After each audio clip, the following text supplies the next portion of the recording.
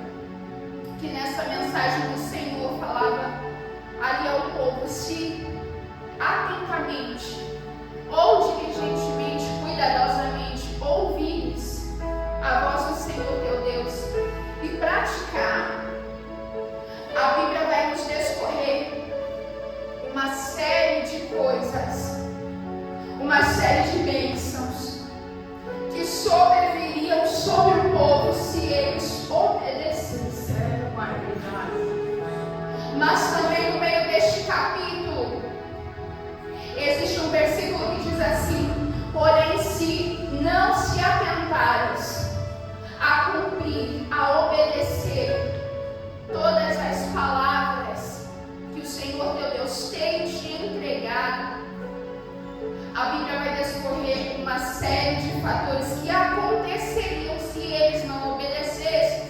E uma dessas coisas que aconteceria é no sentido literal isso daqui. A Bíblia vai dizer que comereis a carne dos vossos filhos. Sabe por que disso? Por conta da fome. Não teriam mais o que comer. A destruição teria tomado o local de uma maneira tão grande. Não teria animal para se alimentar, não teria um cereal para comer. Teriam que comer a carne um dos outros. Isso tudo se desobedecesse à voz do Senhor. Por isso, então, voltando, por isso que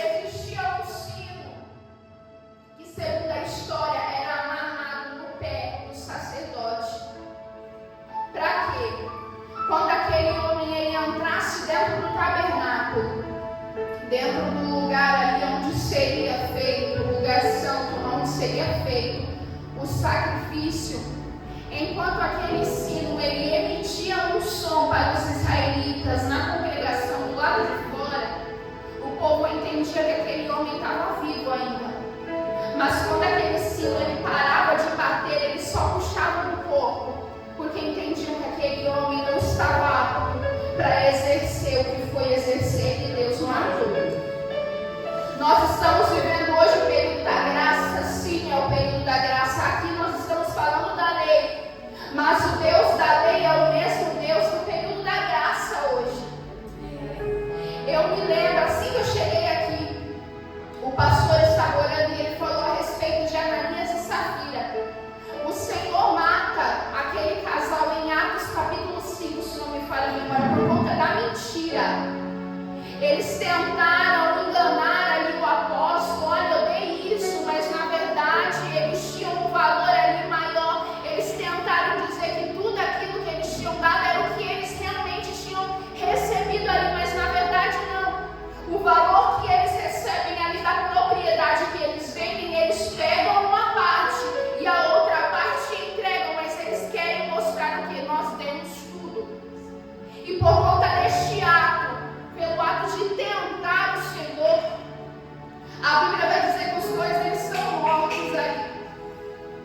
E isso nós estamos falando do que? Já no Novo Testamento. Então Deus continua a mesma obra se Ele quiser matar ele.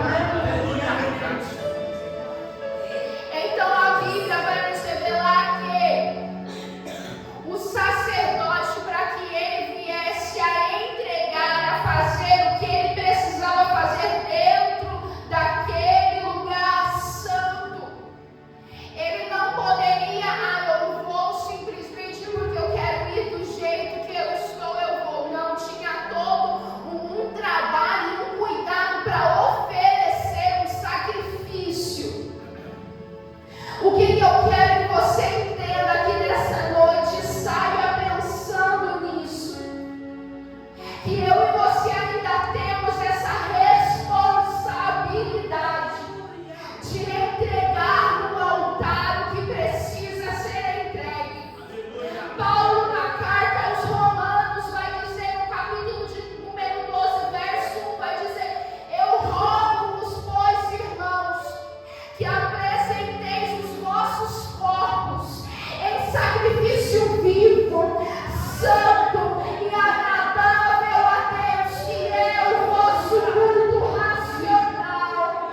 Pedro também vai dizer: vós sois a geração eleita, o sacerdócio real, para revelar, para trazer à tona as virtudes daquele que vos chamou das trevas para a sua maravilhosa luz. É uma responsabilidade dupla, porque eu entrego a oferta, eu entrego a minha oferta, mas eu também sou o ofertante. Eu entrego a minha oferta, eu me entrego como oferta, mas eu também sou o ofertante. É uma responsabilidade a qual o Senhor Ele nos chama aqui nessa noite. Entender que eu sou a oferta, mas que eu também posso entregar outra oferta. Existe essa responsabilidade sobre a minha e sobre a sua vida. No ato de que eu posso entregar algo, mas que eu também sou o algo, a oferta. A Bíblia vai dizer então que essa oferta sobre o altar, ela, quando o Senhor ele responde em aceitação, a oferta era consumida. E ali pela manhã, as cinzas daquela oferta estavam ali. E não era qualquer um que poderia ir lá tirar as cinzas, era justamente o sacerdote. A Bíblia vai dizer que o sacerdote, então, ele estava com uma vestimenta diferenciada, uma vestimenta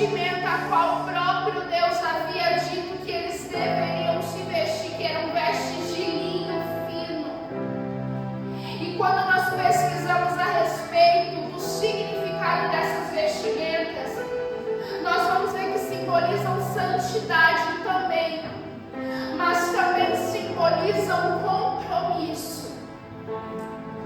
Então o ato daquele homem adentrar daquela maneira, trajadamente, da maneira que o Senhor ele desejava, ele estava indo em direção ao altar. É como se ele estivesse dizendo: Senhor, eu estou aqui, estou em compromisso com o Senhor.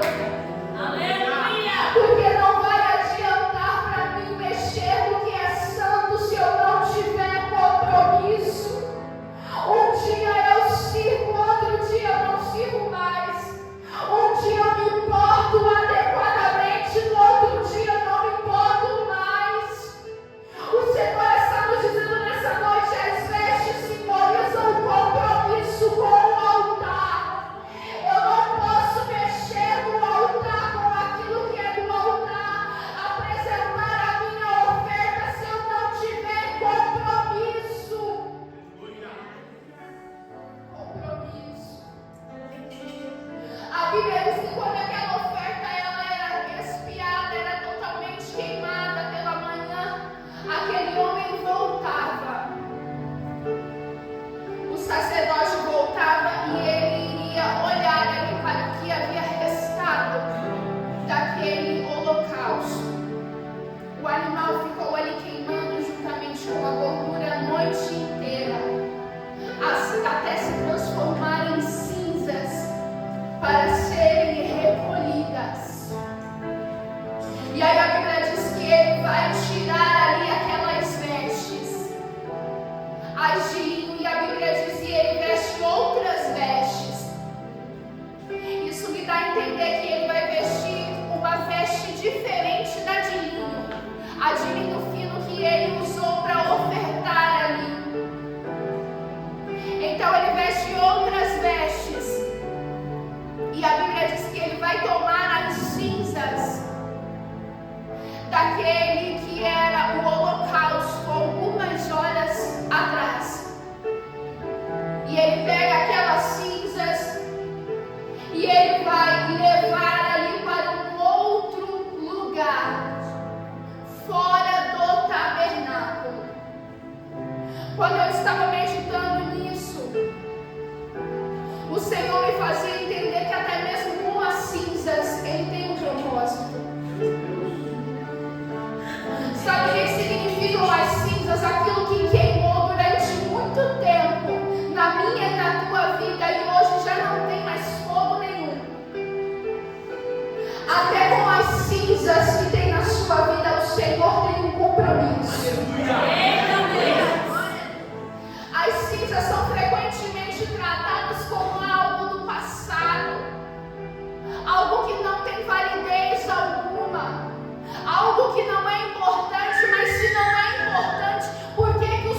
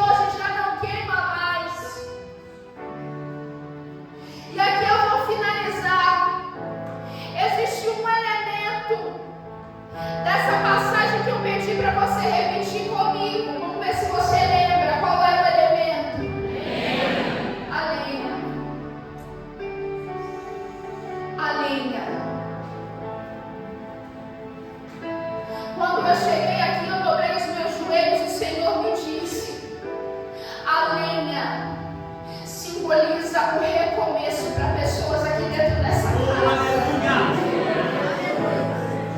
Queridos, eu nunca preguei essa palavra aqui não, então essa mensagem é para a tua vida. A lenha simboliza o recomeço da parte de Deus sobre a tua história. Mas ainda tem cinzas no meu altar. O Senhor nessa noite está te convidando, retira essas cinzas. Como eu vou retirar essas cinzas? Adore a Ele nessa noite. Enquanto você adora, as cinzas estão saindo do meio da tua vida.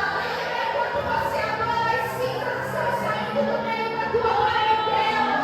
Enquanto você adora, as cinzas do teu ministério estão saindo. Deus é Deus de recomeço.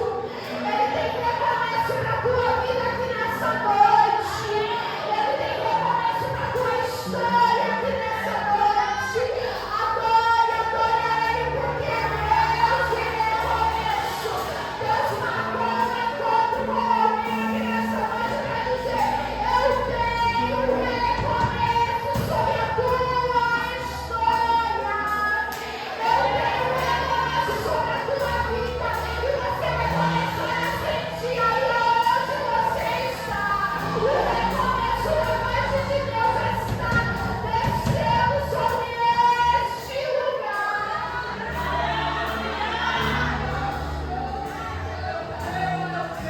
Tem recomeço. Eu quero te convidar a ficar de pé, por gentileza. Eu quero fazer uma oração com você nessa noite. A oração, ela tem poder para quebrar grilhões. Vamos orar. Deus querido e fiel, Senhor, nós estamos, Pai, aqui neste lugar com a